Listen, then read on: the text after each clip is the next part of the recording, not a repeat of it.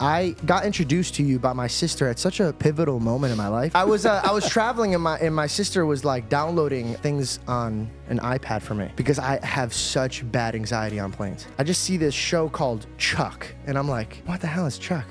And she goes, you've never heard of Chuck? This is recently, and it threw me back to the days where shows were great. Bro, you took a lot of anxiety away from me.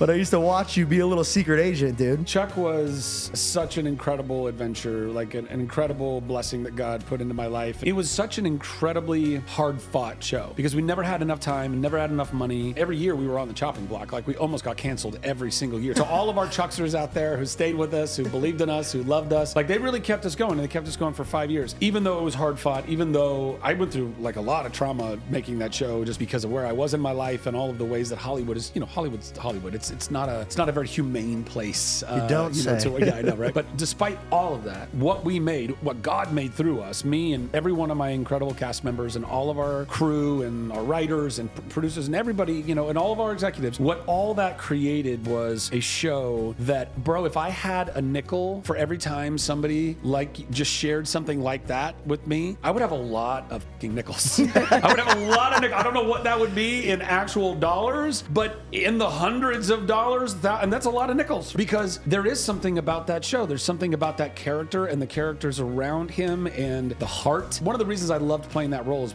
I was barely acting. I basically just got to show up and be my nerdy self and play video games. And with Josh Gomez, my best friend, who was my best friend during all that time, we'd play video games and we had a wonderful family making that show. But the crux of it was this guy who cared about doing the right thing no matter what.